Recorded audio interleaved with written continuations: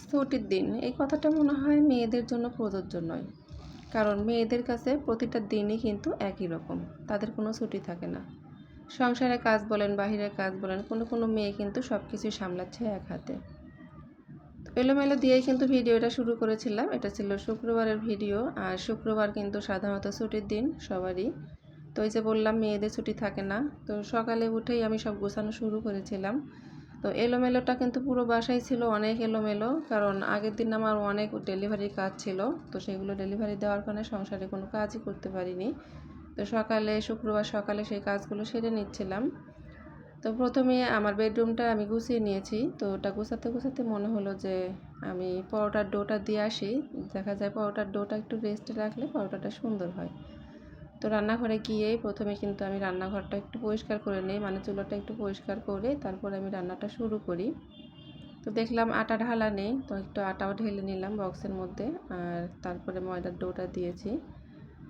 তো যাই হোক, ভিডিওর এই পর্যায়ে এসে সবার কাছে রিকোয়েস্ট করছি, যদি ভিডিওর কোনো একটা অংশ ভালো লাগে প্লিজ একটা লাইক করে দিবেন। যারা ইউটিউব থেকে দেখছেন প্লিজ একটা সাবস্ক্রাইব করে দিয়ে আমার পাশেই থাকবেন এবং পাশে থাকা বেল আইকনটা প্রেস করে দিবেন, যাতে করে যখনই আমি কোনো ভিডিও ছাড়ি সঙ্গে সঙ্গে একটা নোটিফিকেশন পেয়ে যান এবং আপনার মূল্যবান সময় বের করে আপনি ভিডিওটা দেখে নিতে পারেন।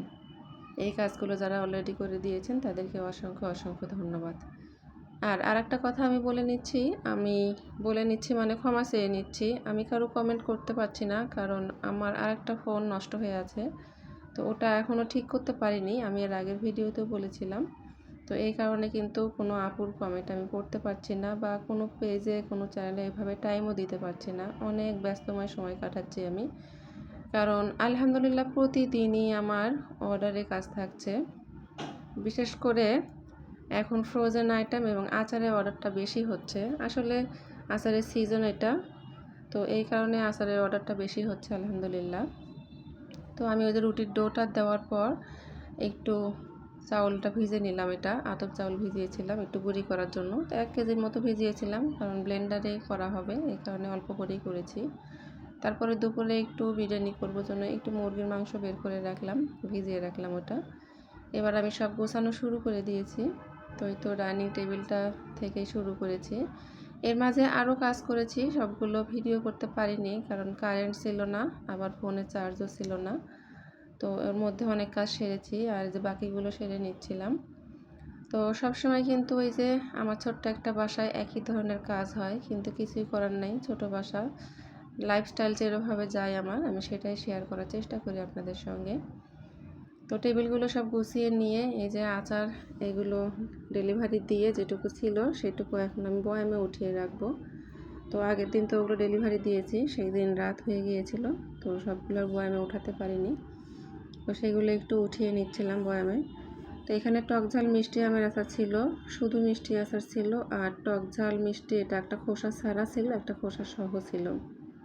তো আচারটা কিন্তু সারা বাংলাদেশে আমি ডেলিভারি দিয়ে থাকি। তো আমার পাপড়ির আচার ঘর একটা পেজ আছে, তো ওখান থেকেও আমি অর্ডার নেই, তবে বর্তমানে ওখান থেকে নিতে পারছি না, ওই যে আমার ফোন একটা নষ্ট হয়ে আছে, কারণ ওই ফোনেই আমার ওই আচারের পেজটা লগইন দেওয়া আছে। তো আমি ওখানে ঢুকতেও পারছি না, ওই পেজ নিয়ে কোনো কাজও করতে পারছি না। তো যাই হোক, পাপড়িস লাইফস্টাইল থেকে কিন্তু আমি সব ধরনের অর্ডার নিয়ে থাকি। তো বর্তমানে কিন্তু আমি গাজীপুর থেকে কাজ করছি, গাজীপুর কোনাবাড়ি থেকে। তো এখান থেকে ফ্রোজেন আইটেম, কেক এগুলো ডেলিভারি দিচ্ছি, আর আচারগুলো আমি সারা বাংলাদেশ ডেলিভারি দিচ্ছি। তো যারা কোনাবাড়ির মধ্যে আছেন তারা কিন্তু ফ্রোজেন আইটেমগুলো অর্ডার করতে পারেন, কেক অর্ডার করতে পারেন। আচারগুলো উঠিয়ে রেখে আমি একটা আচার আবার রোদ্রে দিলাম একটু, তার মধ্যে একটু তেলটা দিয়ে নিলাম। শুধু আচার যদি রোদ্রে দেই তাহলে আচারটা কিন্তু অনেক হার্ড হয়ে যাবে, এই কারণে একটু সরিষার তেল দিলাম। অনেকে হয়তো ভাববেন আমি কাঁচা তেল দিলাম আচার নষ্ট হবে, না এটা নষ্ট হবে না, বরং আচারের ফ্লেভারটা অনেক সুন্দর আসে এইভাবে তেল দিলে। তো যাই হোক, অনেকে কিন্তু গরম করে দেয় তেল, মানে গরম করে আবার ঠান্ডা করে তারপরে দেয়, কিন্তু আমি ওইভাবেও দেই, যদি কাস্টমার ওইভাবে চায় আমি ওইভাবেও দিই, কিন্তু আমার কাছে পার্সোনালি কাঁচা তেলের ফ্লেভারটা ভালো লাগে। তো আচারটা রোদ্রে দিয়ে আমি এই যে বাসনগুলো ছিল যেগুলো আচার করেছিলাম, কেক বানিয়েছিলাম, তো সেগুলো আবার ধুয়ে সরিয়ে দিলাম। ওগুলো বাহিরে আমার জায়গা নেই, তো আমি ডাইনিং টেবিলে দিলাম ওগুলো সরিয়ে। তারপরে এই যে ওয়ারড্রোবটা গোছাতে চলে আসছি। দেখেন আমার এর ওয়ারড্রোবের উপরে আমি গামলায় করে আচার রেখেছিলাম। আর ওই আচার যে গামলা ফুটার ছিল আমি এটা জানতাম না। সবগুলো তেল একেবারে পুড়ে আমার এই কাপড়টা কীভাবে নষ্ট হয়ে গেছে। তো যাই হোক, ওটা উঠিয়ে নিয়ে আবার নতুন করে বিছিয়ে দিলাম কাপড়। তো আমি আসলে রাফ ইউজ করি, আমার যে পুরনো ওড়নাগুলো থাকে সেগুলো নষ্ট না করে এগুলো আমি ওয়ারড্রোবের উপর দিয়ে রাফ ইউজ করে নিই। আমার সবগুলো কাজের মধ্যে কিন্তু পছন্দের কাজ একটা এই ঘর গোছানো আর রান্না করা। এই সংসারের কাজের মধ্যে আমার এই দুটো কাজ সবচেয়ে বেশি ভালো লাগে। আর আরেকটাও ভালো লাগে মানুষকে খাওয়াতেও কিন্তু অনেক বেশি ভালোবাসি আমি। তো যাই হোক, আমি কিন্তু এই যে সবগুলো গুছিয়ে নিলাম। তো অফ ক্যামেরায় কিন্তু অনেক কাজ করেছি। আসলে এতগুলো কাজ যদি শেয়ার করতে যাই দেখা যাবে যে ভিডিওটা অনেক বেশি লং হয়ে যাবে, কারো দেখার এত ধৈর্য থাকবে না। এই যে পাশের রুমটাও আমি গুছিয়ে নিয়েছি। তো আমি ওইদিকে গুছিয়ে নিচ্ছিলাম আর এইদিকে মেয়েকে দিয়েছিলাম একটু আদা রসুন, মেশিনেও ছিলে নিয়েছে। তারপরে যে এখানে আদা রসুন আবার গ্রেট করে নিচ্ছিল মেশিন দিয়েই। একটা পিলার মেশিন দিয়ে ছিলে নিয়েছে আর আরেকটা মেশিন দিয়ে যে গ্রেট করে নিল। এখন এগুলো আমি রোদ্রে দিচ্ছি, এটা শুকিয়ে গুঁড়ো করে রাখবো। তো এই গুঁড়োটা কিন্তু আমার হাজব্যান্ড একটু নিয়ে যায় আর আমিও রাখি, যেহেতু আমার ফ্রোজেন আইটেম অর্ডার থাকে। তো সেগুলোর মধ্যে কিন্তু পাউডারটা লাগে, মানে আদা রসুনের যে পাউডার থাকে সেটা লাগে। তো ওটা একটু করব, ভালো করে রোদ্রে শুকিয়ে নিয়ে তারপর ব্লেন্ড করে আমি বয়ামে করে উঠিয়ে রাখবো একবার এয়ারটাইট বক্সে। তো এরপরে কিন্তু আরও কাজ সেরে আমি যে গোসল করে নামাজ পড়ে তারপরে আমি রান্না করতে চলে আসছি। তখন বাজে দুপুর 2টা। তো ওই যে আমি জারগুলো ধুয়ে দিয়েছিলাম, মশলা জার, তো সেগুলো খালি ছিল। তো ওগুলোতে একটু মশলা উঠিয়ে নিলাম, মানে হলুদ, মরিচ, লবণ, তেল সব কিছু শেষ হয়ে গিয়েছিল। তারপর আমি ওগুলো ধুয়েছি। এখন এই যে সবগুলো একটু একটু করে ভরে নিচ্ছিলাম মশলাগুলো। তো মশলা বেশি ভরাইনি, অল্প করে ভরিয়েছি, কারণ আমি 2 মাস পর বাসা চেঞ্জ করব, ট্রান্সফার হয়ে যাচ্ছি। তো এই কারণে মশলা বেশি রাখলাম না, অল্প করে রাখলাম, যেন এই 2 মাস আমার এতটুকু শেষ হয়ে যাবে। তারপরে আমি ওখানে গিয়ে আবার নতুন করে রিফিল করে নিব। তো মশলাগুলো সব রিফিল করে নিয়েছি। তো তারপরে একটু পরিষ্কার করে নিলাম, একটু গুঁড়ো মশলা পড়েছিল এখানে। আর আমার এটা একটা বদ অভ্যাস বলতে পারেন, একটু পর পরে সব কিছু মোছার অভ্যাস বেশি। তো আমার নানি নাকি এরকম ছিল, আমার নানি এত পরিমাণ হাত ধুতো যে দেখা যেত যে তার ঘা হয়ে যেত হাতে। তার বাসায় যে কাজের লোক রাখতো তাকেও এত পরিমাণ হাত ধোয়াইতো যে সে কাজের লোকেরও হাতে ঘা হয়ে যেত। তো তার বাসায় নাকি কোনো কাজের লোক কাজ করতে চাইতো না এই কারণেই। তো নানির মতো এতটা হইনি, অল্প হয়েছি।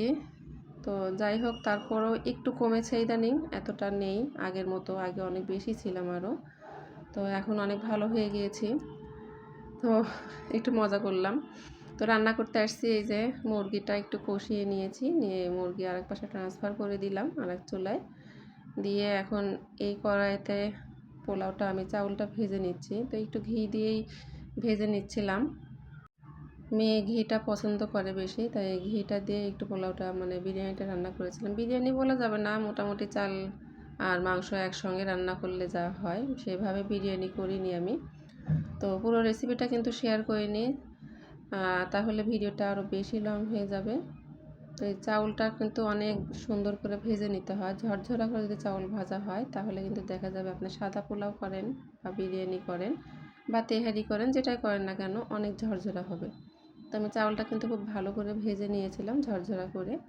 তারপরে আমি পানি দিয়ে ওর মধ্যে মাংসটা দিয়ে নিয়েছিলাম, সেটা আর ভিডিও করা হয়নি, ওই যে বললাম ভিডিওটা অনেক বেশি লং হয়ে যাবে।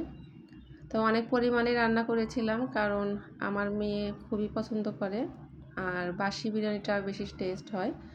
তো কিন্তু ও বাসি খাবে, একটু করে বের করে করে খাবে কয়েকদিন পর। তো এই জন্য একটু বেশি করে রান্না করেছিলাম। তো শেষে একটু বেরেস্তা দিয়ে দিলাম আর আবারও একটু উপর থেকে ঘি ছড়িয়ে দিয়েছি, কারণ ঘির ফ্লেভারটা ভালো আসবে। যদিও এই ঘিটা ছিল আমার অনেক আগের কেনা, বাইরের দোকান থেকে কিনেছিলাম, এতটা সুন্দর না। তো যাই হোক, শেষ করতে হবে, ফেলে তো আর দেওয়া যাবে না। তো বিরিয়ানিটা দমে বসানোর পর এই যে আমি বাসনগুলো আবার ধুয়ে নিয়েছিলাম, মানে দুপুরে রান্নার সময় আবার যে বাসনগুলো বেরিয়েছিল, কারণ বাসন ধোয়ার শেষ নেই, সারাটা দিন মোটামুটি বাসন ধোয়ার উপরেই থাকতে হয়। এই যে মেশিনগুলো কিনেছিলাম সুবিধার জন্য, সুবিধাও আছে অসুবিধাও আছে। এই যে একটু কাজ করলাম, আবার দেখেন কতগুলো ধুইতে হলো। তো এটাও কিন্তু একটা ঝামেলা। তো ওই যে বললাম একদিকে সুবিধা একদিকে অসুবিধা। তো ওগুলো পরিষ্কার করার পর এই যে খেতে চলে আসছি মা মেয়ে। তো মা মেয়ের জন্য একটু বেড়ে নিলাম। ভিডিও শেষ পর্যায়ে আসছি। সবাই ভালো থাকবেন, সুস্থ থাকবেন। আল্লাহ হাফেজ। আসসালাম।